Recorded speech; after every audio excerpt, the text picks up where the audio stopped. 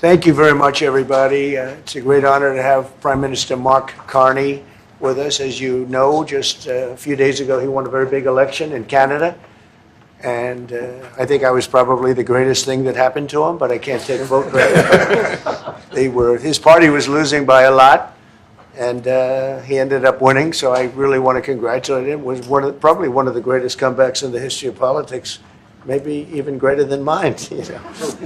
But I want to just congratulate you. That was a great election, actually. We were watching it with interest, and I think Canada chose a very talented person, a very good person, because we spoke before the election quite a few times. And it's an honor to have you at the White House and the Oval Office. And you see the new and improved Oval Office as it becomes more and more beautiful with love. You know, we handle it with great love and 24-karat gold. That always helps, too, right? But it's been a lot of fun. We're going over some of the beautiful pictures that were stored in the vaults that were for many, many years, in some cases over 100 years. They were stored in vaults of the great presidents, or almost great presidents, all having a reason for being up, every one of them. So it's very interesting. But I just want to congratulate you, and ran a really great race. I watched the debate. I thought you were excellent. And I think we have a lot of things in common. We have some tough points to go over, and that'll be fine. We're going to also be discussing Ukraine, Russia, the war, because Mark wants it ended as quickly as I do. I think it has to end.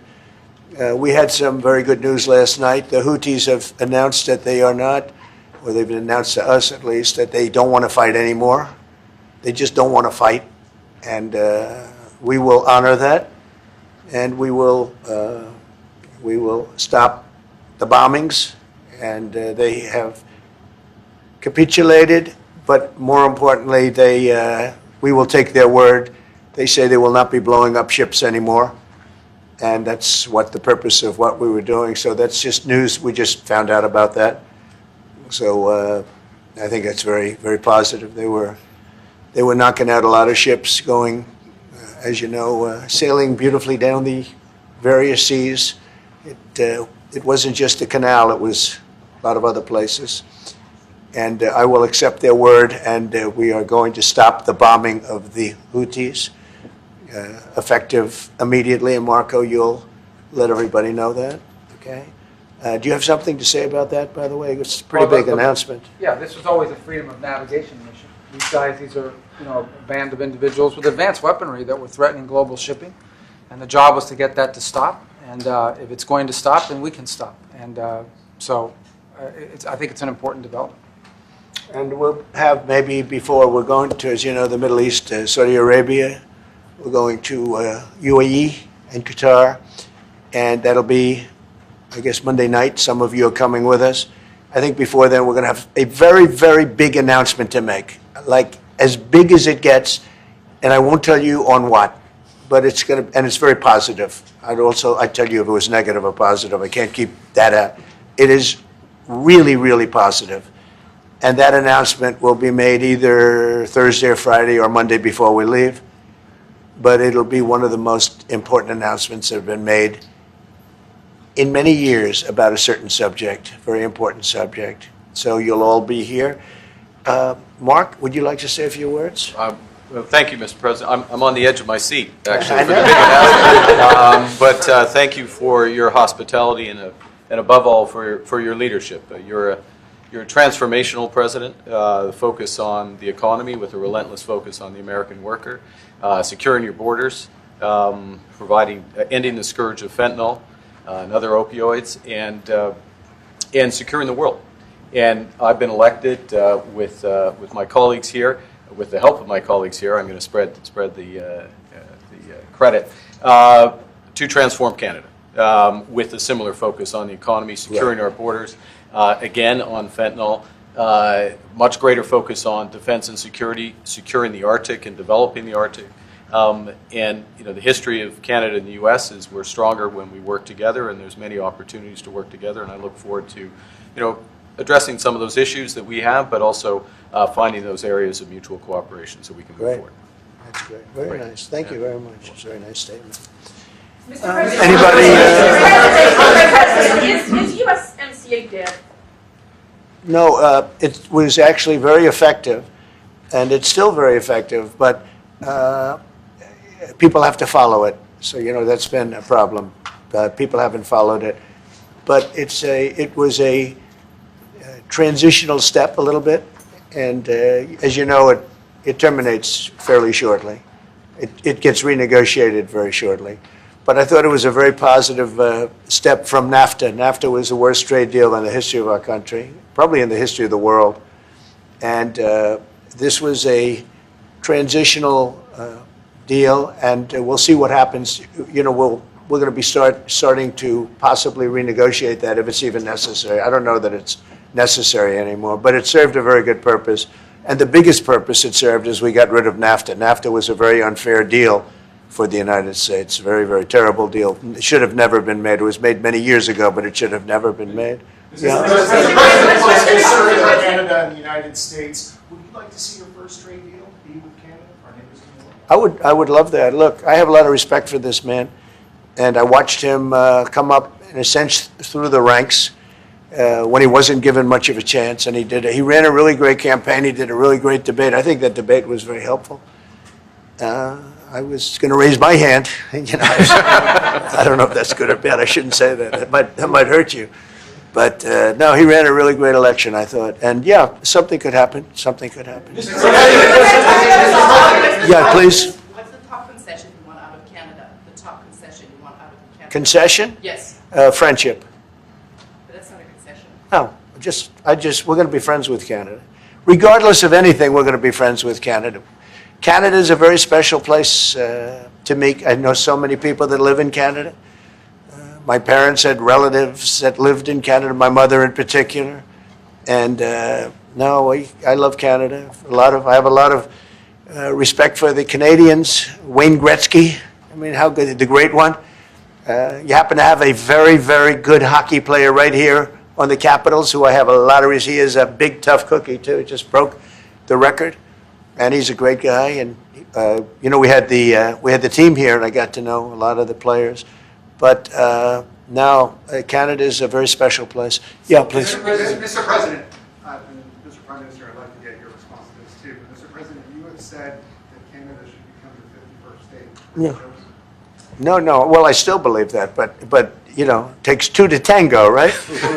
But no, I do. I mean, I believe it would be a massive tax cut for the Canadian citizens. You get free military, you get tremendous medical cares and other things. There would be a lot of advantages, but it would be a massive tax cut. And it's also a beautiful, as a real estate developer, I'm a real estate developer at heart. When you get rid of that artificially drawn line, somebody drew that line many years ago with like a ruler, just a straight line right across the top of the country. When you look at that beautiful formation when it's together, I'm a very artistic person, but when I looked at that beauty, I said that's the way it was meant to be. But I do feel it's much better for Canada, but we're not going to be discussing that unless somebody wants to discuss it.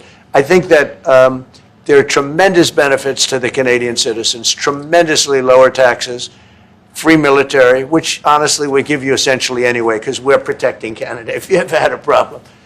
But I think it would really be a wonderful marriage because it's two places that get along very well. They like each other a lot.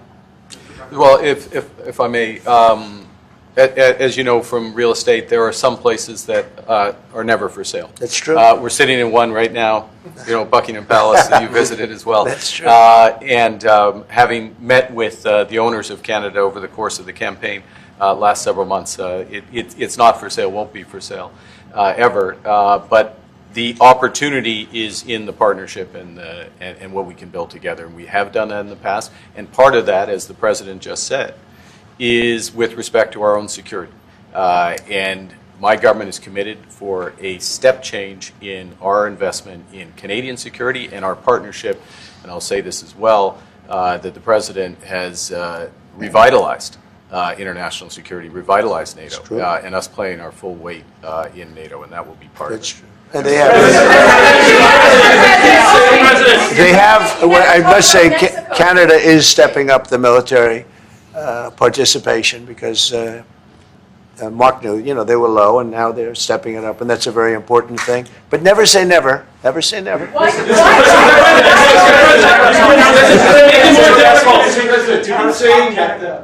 would it take to get the tariffs off of Canada? Well, we'll be talking about different things. Look, we want to protect our automobile business, and so does Mark. But we want to make the automobiles, and we want to, we have a tremendous abundance of energy, more than any country. We have, just in Alaska alone, Anwar has been reopened now. Anwar is probably the largest find anywhere in the world. They say it's larger than Saudi Arabia. I don't know, but it's a lot.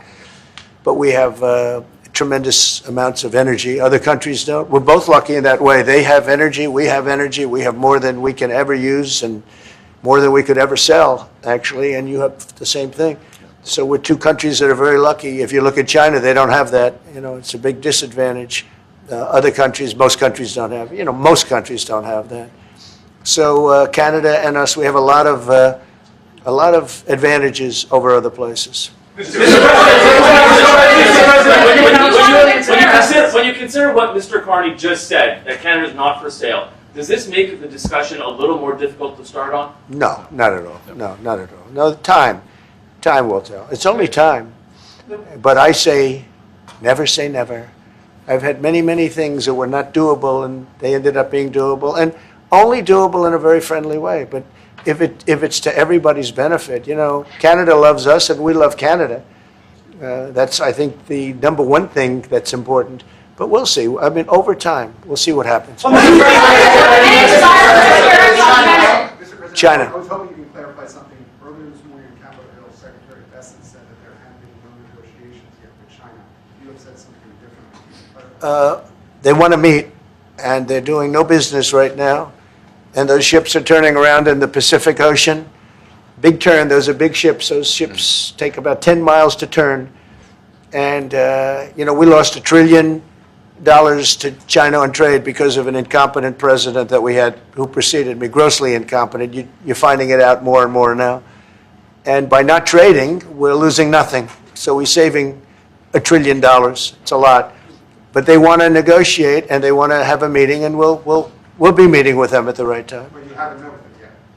I have not met with them, no, of course. You would know if I met. I'd tell you.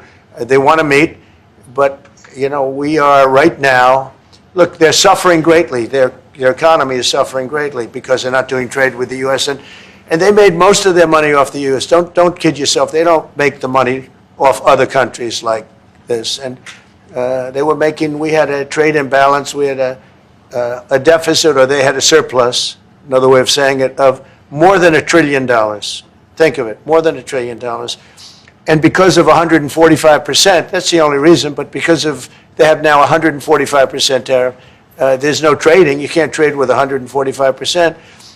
We are, therefore, making, in a certain way, I guess, $1.1 trillion. In other words, we're not losing $1.1 trillion. Our deficit is much better. When I started, I say we were losing billions of dollars a day on trade. That's rapidly turning around. We looked at numbers this morning. So we were losing, the United States during Biden was losing more than, I won't even give you numbers because they're so embarrassing, but billions of dollars a day on trade. Those numbers are rapidly turning between the tariffs. Don't forget, we're now getting 25% on cars, 25% on aluminum, 25% on steel, and maybe more importantly, massive numbers of companies are moving into the United States. Honda, we have tremendous, the car companies are moving in at levels we've never seen before. The biggest investment ever made in the United States is being made right now. Trillions of dollars. I would say we could be at $9 trillion. You could go back to other presidents, they haven't had $1 trillion for their entire term.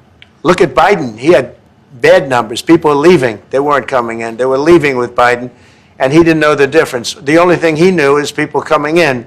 You know who they were? Illegal immigrants, okay, from prisons, from mental institutions, from all sorts of places that weren't good, from gangs, from Venezuela.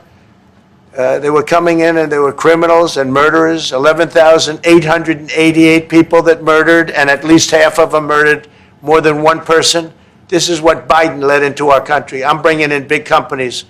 We have Apple is investing $500 billion. We have Jensen, as you know, is going to be 500 biggest chip maker, or chip thinker, I call him. He's really a thinker more than a maker. But we also have the maker, Mr. Wei. I get to know them all in the last, it was a cram course. But they're all moving into America because of the tariffs. And I don't think people have appreciated it. Some people do. Some of the smart people do. So we have more money coming in. It's really an amazing thing. We have more money being invested in the United States now than at any time ever before in our history, and it's not even close. And I think the real number could be 9 or 10 trillion. We don't know everybody that's doing it. We have many. I just heard about a plant that's being built right now, a very, very top-of-the-line company, and they didn't come to the White House. They're just doing it because they're making it, because if they build here, there are no tariffs. And this is the big market. This is the market. That sets us apart from it. This is the market where everyone wants to be. Now, if I didn't come here and do this, all of a sudden we wouldn't be the market where everyone wants to be. So we were able to do it in time. But we're going to have a great announcement, and I'm not necessarily saying it's on trade. Going to the beginning, we're going to have a great announcement over the next few days, an announcement that will be so incredible, so positive. And I'm not saying, I don't want you to think it's necessarily on trade. Just to finish, we also have a situation, because everyone says, when are you going to sign deals? We don't have to sign deals. We could sign 25 deals right now, Howard, if we wanted. We don't have to sign deals. They have to sign deals with us. They want a piece of our market. We don't want a piece of their market. We don't care about their market. They want a piece of our market. So we can just sit down, and I'll do this at some point over the next 2 weeks, and I'll sit with Howard and Scott and with our great vice president, who has done a really good job. We have some good news to report on a lot of fronts.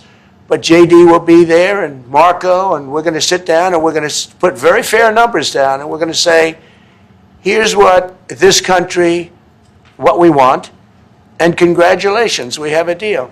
And they'll either say, great, and they'll start shopping, or they'll say, not good, we're not going to do it. And I said, that's okay, you don't have to shop. Now, we may think, well, they have a right, that maybe we were a little bit wrong, so we'll adjust it. And then you people will say, oh, it's so chaotic. No, we're flexible. But we'll sit down, and we'll, at some point, in some cases, we'll sign some deals. It's much less important than what I'm talking about. For the most part, we're just going to put down a number and say, this is what you're going to pay to shop. And it's going to be a very fair number. It'll be a low number. We're not looking to hurt countries. We want to help countries. We want to be friendly with countries. But you keep writing about deals. When are we going to sign? When? It's very simple. We're going to say, in some cases, we want you to open up your country. In some cases, we want you to drop your tariffs. I mean, India, as an example, has one of the highest tariffs in the world. We're not going to put up with that. And they've agreed already to drop it. They'll drop it to nothing. They've already agreed. They would have never done that for anybody else but me. So we're going to put down some numbers, and we're going to say our country is open for business. And they're going to come in, and they're going to pay for the privilege of being able to shop in the United States of America. It's very simple. It's very simple. So I wish they'd stop asking, how many deals are you signing this week? Because one day we'll come and we'll give you 100 deals. And they don't have to sign. All they have to do is say, oh, we'll start sending our ships right now to pick up whatever we want or to bring whatever we want. It's very, very simple. And I think my people haven't made it clear. We will sign some deals. But much bigger than that is we're going to put down the price that people are going to have to pay to shop in the United States. Think of us as a super luxury store, a store that has the goods. You're going to come and you're going to pay a price, and we're going to give you a very good price. We're going to make very good deals. And in some cases, we'll adjust. But that's where it is. And we've been ripped off by everybody for 50 years, and we're just not going to do that anymore. We can't do that. And we can't let any country do that to us. We're just not going to do it anymore. On the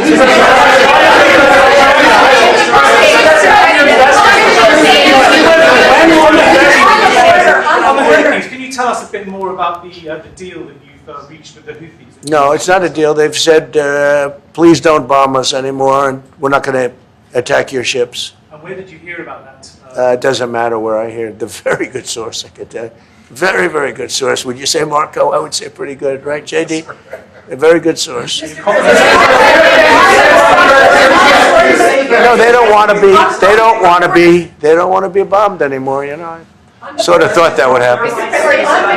No, no, behind you, please. Clarifying something you said on USMCA. Is the U.S. prepared to walk away from that pact? From what pact? USMCA. No. It's fine. It's there. It's good. We use it for certain things. It's there. We have the USMCA is a good deal for everybody. I won't say this about Mark, but I didn't like his predecessor. I didn't like a person that worked for. She was terrible, actually. She was a terrible person. And she really hurt that deal very badly because she tried to take advantage of the deal and she didn't get away with it. You know what I'm talking about. But so, you know, we had a bad relationship having to do with the fact that we disagreed with the way they viewed the deal. And we ended it. You know, we ended that relationship pretty much. The USMCA is great for all countries. It's good for all countries. We do have a negotiation coming up over the next year or so to adjust it or terminate it. Mr. President. I'll say a word on USMCA if I may, Mr. President. It is a basis for a broader negotiation. Some things about it are going to have to change. And part of the way you've conducted these tariffs has taken advantage of existing aspects of USMCA. So it's going to have to change. There's other elements that are come, and that's part of what we're going to discuss. Right? During the campaign, Prime Minister Carney talked about the American betrayal. How do you react if Canada decided not to shop in the American store as much as before and decided to partner with other countries? Well, we don't do much business with Canada from our standpoint. They do a lot of business with us. We're at like 4%. And usually those things don't last very long. You know, we have great things, great product. The kind of product we sell, nobody else can sell, including military. Look, we make the best military equipment in the world, and Canada buys our military equipment, which we appreciate. But we make the best military equipment in the world by far. The missiles, the submarines, everything. Everything we have is really top notch. I rebuilt our military during our last term. Stupidly, we gave some away to Afghanistan, which shouldn't have happened. But that was, I think it was the most embarrassing moment in the history of our country. It was just very incompetent people. But if you look, the man that's now the head of our Joint Chiefs, he led the attack on ISIS for me. That's why he's the head of the Joint Chiefs. And Raisin Kane, he was unbelievable. And as you know, we defeated ISIS. In 3 weeks. It was supposed to take 5 years. We did it in 3 weeks. And he ran the campaign. I said, I like him. But I knew him before. I went to Iraq, and we agreed to a plan, and that was the plan. And as you know, we did it in record time. So we have the best equipment in the world. We have the best, a lot of things. And but Canada, it does a lot more business with us than we do with Canada. Yeah. Mr. President, your investments, Mr. President. When do you think the investments that you've announced, the trillions, will finally hit economic data this year? When you're saying about the tariffs and all? No, about the investments that you've announced. Oh, it's hitting right now. Look, they're already starting AI plants. These are not people that look for financing. That's a good thing. You know, in real estate, you get a site, then you have to look for financing, you have to get your zoning, 5 years later you start building, you get a bank, then the bank's no good. And these people have massive amounts of cash. The CHIPS Act was a ridiculous thing because that doesn't get them to build. All we did is hand very wealthy companies money. The CHIPS Act that was done by Biden. Billions, we give them billions of dollars. They don't even have to do anything with it. And then if you weren't, if you didn't have, and I don't want to be a wise guy, but if you didn't go with the DEI, if you didn't go with all of the different things, woke, if you weren't woke, you couldn't even use the money. You had to have a certain percentage of this and that and that and that. It's impossible to have. The companies actually complained to me. They said they gave me all this money, but nobody can get these people to do anything. I mean, look, President Obama, and if he wanted help, I'd give him help because I'm a really good builder and I build on time, on budget. He's building his library in Chicago. It's a disaster. And he said something to the effect, I only want DEI, I only want woke. He wants woke people to build it. Well, he got woke people, and they have massive cost overruns. The job is stopped. I don't know. It's a disaster. And I don't like that happening because I think it's bad for the presidency that a thing like that should happen. He's got a library that's a disaster. And he wanted to be very politically correct, and he didn't use good, hard, tough, mean construction workers that I love, Marco. I love those construction workers. But he didn't want construction workers. He wanted people that like never did it before, and so he's got a disaster in his hands. Like millions of dollars, really many millions of dollars over budget. And I would love to help him with it, or somebody else. I could recommend professionals. But it was not built in a professional manner.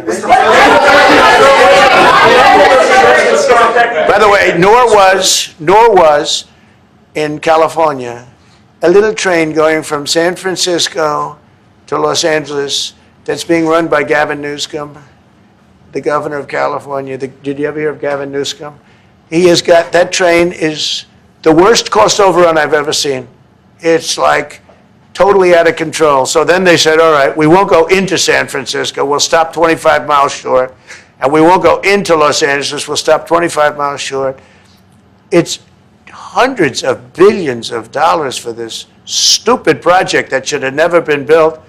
And then they realized that it would have been a lot less costly if we just gave limousine service back and forth and gave it free. They would have saved hundreds of billions of dollars. They have airplanes that go there for one 1/100th the cost, and they have cars. They have a thing called the highway that goes back and forth that's not fully utilized. And they got involved with this project, and Gavin, you know, I always liked Gavin. I had a good relationship with him. I just got him a lot of water. You know, I sent in people to open up that water because he refused to do it. And we just got him a lot of water. If they would have had that water, and if they would have done what I said to do, they wouldn't have had the fires in Los Angeles. Those fires would have been put out very quickly. But if you think about it, and you got to take a look at this, it's the worst cost overrun I've ever seen. I've watched a lot of stupid people build a lot of stupid things, but that's the worst cost overrun I've ever seen, what's happening between San Francisco and Los Angeles. And you ought to ask about that, because this government is not going to pay. I told our very great new Secretary of Transportation, he's doing a good job, Sean Duffy, I said, we're not going to pay for that thing. They are just, it's out of control. This is something that you don't have things like this. It's not even conceivable. Like 30 times over budget, 30 times. It's the craziest thing and now it's hundreds of, it was supposed to be a simple train. And I think the media should take a look at it. And I'd love him to run for president on the other side. You know, I'd love to see that. But I don't think he's going to be running, because that one project alone, well, that and the fires and a lot of other things, pretty much put him out of the race. Mr. President, what changes would you like to see to the USMCA? Or what changes would you like to make? We're going to work on some subtle changes, maybe. I don't even know if we're going to be dealing with USMCA. We're dealing more with concepts right now. Look, right now, we're doing trade. We have trade. They're paying a tariff on cars and steel and aluminum. And I think we have a baseline of 10% or something like that for the tariffs. But we're getting along very well. Right now, going no further, but we have an agreement. We did something with even parts. You want to discuss that, Howard, with respect to Canada, which helps Canada out?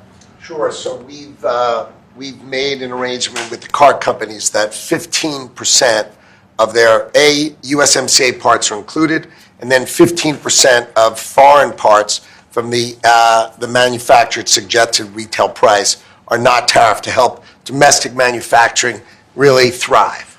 So it gave them a chance to be able to build their car parts factories if they're going to. A lot of these companies already have factories, and what they have to do is just fill them out. But they're able to build them in the United States, so we gave them a pretty substantial period of time. Just to clarify, Mr. President, is there anything the Prime Minister can say to you today to change your mind on tariffing Canada? Tariffing cars? Tariffing Canada. Is there anything he can say to you in the course of your meetings with him today that would get you to lift tariffs on Canada? No, Why not? just the way it is. What's Well, the 51st date? Yeah. If Canadians don't want it, would you respect that? Sure I would. But this is not necessarily a one-day deal. This is over a period of time they have to make that decision. Yes, go ahead. Yeah, if I may. Well, respectfully, Canadians' view on this is not going to change on the 51st date. Secondly, we are the largest client of the United States in the totality of all the goods. So we are the largest client of the United States. We have a tremendous auto sector between the two of us, and the changes that made have been helpful. 50% of a car that comes from Canada is American. That's not like anywhere else in the world. And to your question about is there one thing? No, this is a bigger discussion. There are much bigger forces involved, and this will take some time and some discussions, and that's why we're here, to have those discussions, and that is represented by who's sitting around the table. See, the conflict is, and this is very friendly. We're not. This is not going to be like we had another little blow up with somebody else. That was a much different.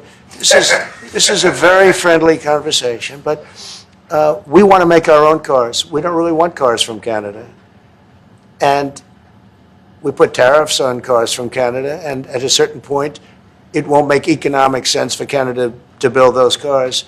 And we don't want steel from Canada because we're making our own steel, and we're having massive steel plants being built right now as we speak.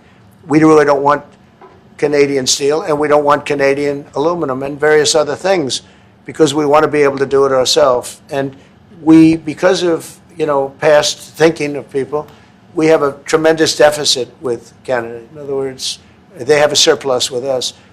And there's no reason for us to be subsidizing Canada. Canada's a place that will have to be able to take care of itself economically.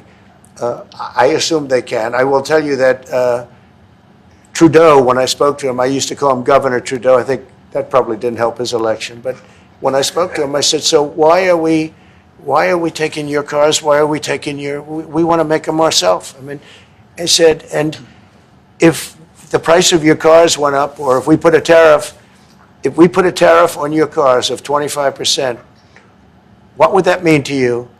He said, that would mean the end of Canada. He actually said that to me. And I said, that's a strange answer, but I understand his answer. But no, I mean, it's hard to justify subsidizing Canada to the tune of maybe $200 billion a year. We protect Canada militarily, and we always will. We're going to, that's not a money thing. But we always will. But, it's not fair. But why are we subsidizing Canada $200 billion a year, or whatever the number might be? It's a very substantial number. And it's hard for the American taxpayer to say, gee whiz, we love doing that. Thank you very much. We're going to have a very substantial. Thank you.